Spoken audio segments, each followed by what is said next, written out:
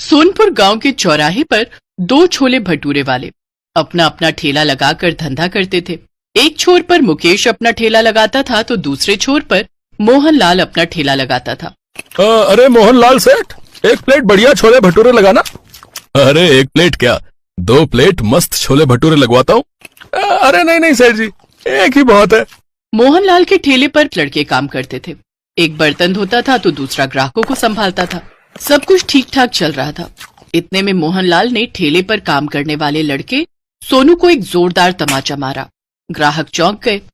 अभी तक तूने इन भाई साहब की थाली नहीं लगाई, ये ग्राहक हमारे भगवान है। बस अभी लगाता हूँ सेठ जी। सोनू जल्दी जल्दी प्लेट लगाता है और वो ग्राहक खाने लगता है। छोले भटूरे इतने स्वादिष्ट थे कि सब लोग बहुत जल्दी जल्दी खा रहे थे। वहीं दूसरे छोर पर मुकेश के ठेले पर सिर्फ 1 या 2 ग्राहक ही मुश्किल से आते थे। अरे मोहनलाल सेठ, छोले भटूरे खाकर तो मजा ही आ गया। आपका लड़का बहुत स्वादिष्ट छोले बनाता है। सिखाया तो मैंने ही है इसे, वरना इस गवार को तो शरबत तक बनाना नहीं आता था। इसी बात पे 1 प्लेट और लगाना।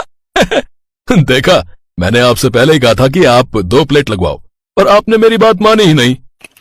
मुझे भी 1 प्लेट और लगाना।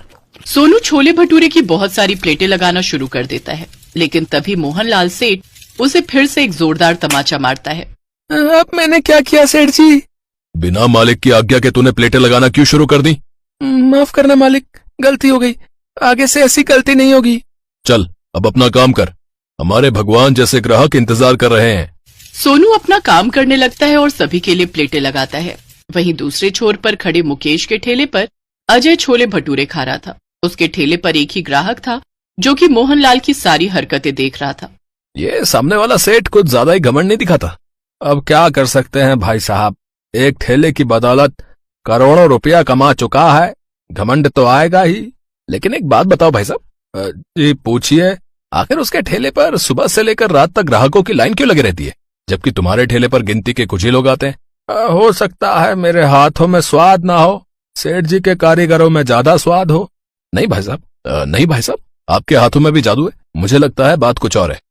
तो इस तरह से मुकेश थोड़ा बहुत ही कमा पाता था और मोहनलाल हजारों रुपए हर दिन कमाता था। वहीं मुकेश का धंधा इतना मंदा पड़ गया कि उसकी दुकान बंद होने की नौबत आ गई। एक दिन एक बूढ़ा भिखारी मोहनलाल के ठेले पर आता है। सेठ जी, सुबह से कुछ नहीं खाया है, इस गरीब को कुछ खिला दो। सेठ मोहनलाल उस भिखारी को गुस्से से देखता है और 1 रुपए का सिक्का निकालकर उसके मुंह पर मार देता है। ये ले पकड़, अब भाग यहाँ से। 1 रुपए में तो बिस्कुट भी नहीं मिलेगा सेठ जी। अच्छा, तो क्या तुझे लाखों रुपए दान कर दूं? हैं? निकल यहाँ से, देख नहीं रहा यहाँ सैकड़ों लोग लाइन लगाकर खड़े हैं, टाइम खोटी मत कर। मुझे पैसे मत दो, बस कुछ खाने को दे दो। तो पैसे निकाल और छोले भटूरे खा ले। अगर मेरे पास पैसे होते तो आपके सामने भीख क्यों मांगता सेठ जी? आपकी दुकान का नाम करोड़पति छोले भटूरे वाला है। थोड़ा सा आप मुझे भी खिला दोगे तो आप गरीब नहीं हो जाओगे। इतने में सेठ अपने दूसरे लड़के को जोरदार तमाचा मारता है। तो इतनी देर से देख रहा है कि ये 2 कौड़ी का भिखारी मुझसे बहस कर रहा है और तू चुपचाप तमाशा देख रहा है। भगा इसको यहाँ से। वो लड़का भिखारी के पास जाता है और चुपके से उसके कान में बोलता है, बाबा आप यहाँ से चले जाओ, वरना आपके चक्कर में मेरी नौकरी चली जाएगी। वैसे भी आजकल बेरोजगारी इतनी है कि नया काम मिलना बहुत मुश्किल हो गया है। मैं अपने सेठ की तरफ से आपसे माफी मांगता हूँ बाबा। कोई बात नहीं बेटा, तुम सब लड़के एक दिन बहुत तरक्की करोगे। तुम लोगों की वजह से ही तुम्हारा सेठ करोड़पति बना है। खैर मैं चलता हूँ। वो भिखारी वहाँ से सीधा मुकेश के ठेले पर चला जाता है। मुकेश जल्दी से 1 प्लेट छोले भटूरे लगाता है और उस भिखारी को बड़े ही प्यार से खिलाता है। भगवान करे तेरा धंधा खूब फले फूले। अब बाबा, अभी तो मेरी बोहनी तक नहीं हुई है, पैसे तो नहीं है, पर अगर आपको भूख लगी है तो आप छोले भटूरे खा लीजिए। ठीक है बेटा। बेटा, वो सामने वाले ठेले का नाम करोड़पति छोले भटूरे वाला क्यों है, क्या तुम बता सकते हो? बाबा, क्योंकि वो कई सालों से ये धंधा कर रहे हैं, मुझसे ज्यादा एक्सपीरियंस है उन्हें, उन्होंने करोड़ों कमा लिए हैं, इसीलिए लोग उन्हें करोड़पति छोले भटूरे वाला कहने लगे। तब से उन्होंने अपनी दुकान का नाम करोड़पति छोले भटूरे वाला रख लिया। पर सही मायने में तुमसे बड़ा करोड़पति कोई नहीं है बेटा। इतना कहकर वो भिखारी वहाँ से चला जाता है और थोड़ी दूर पर किसी गली में खड़ी एक कार के अंदर बैठ जाता है और वहाँ से चला जाता है। मुकेश ये दूर से देखता है और उसे ये बात बहुत अजीब लगती है। अजीब है, गाड़ी है तो फिर खाने का भीख क्यों मांग रहा था? तभी मोहनलाल मुकेश को टॉन्ट मारने लगा। क्यों रे मुकेश, चूना लगाकर चला गया ना? कितनी बार कहा है तुझे कि यहाँ से ठेला लेकर चला जा। तू मेरा मुकाबला नहीं कर सकता। जब तक मेरा ठेला यहाँ है तब तक तेरे छोले भटूरे बिक ही नहीं सकते। मोहनलाल हर रोज ऐसे ही मुकेश को टॉन्ट मारता था। मुकेश को बहुत बुरा भी लगता था, लेकिन वो बेचारा भी क्या ही करता, घर की जिम्मेदारी थी उस पर। हाँ हाँ मोहनलाल भाई, तुम भी सुना लो, लेकिन याद रखना सबका दिन आता है। तेरा तो दिन कब का ढल चुका है रे, अब अंधेरा ही अंधेरा है।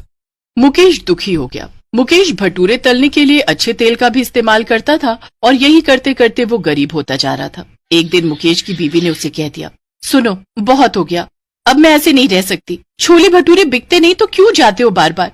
घर में राशन नहीं है, हम क्या भूखे मरेंगे? आज अगर राशन नहीं लाए तो मैं ये घर छोड़कर चली जाऊंगी।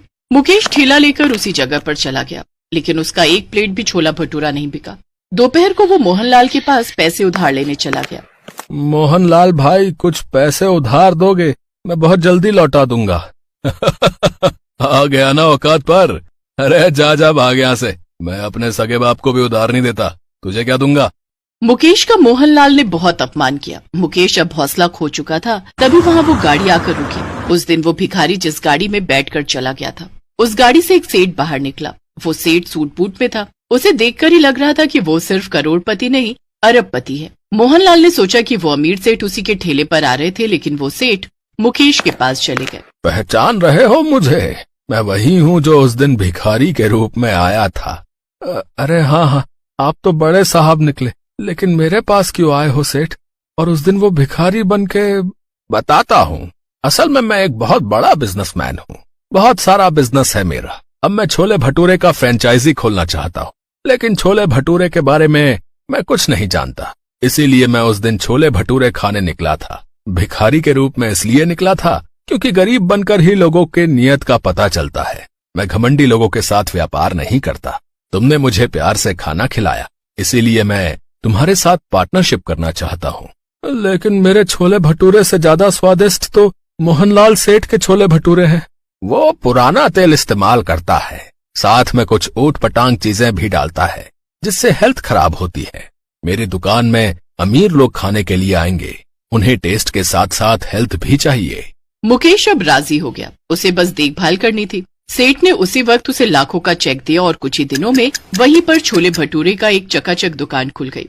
साथ ही साथ पूरा शहर छोले भटूरे की नई ब्रांड से छा गया। मुकेश करोड़पति बन गया और मोहनलाल सेठ की कमाई बंद हो गई। इस तरह अंत में सच्चाई, ईमानदारी और मेहनत की जीत हुई।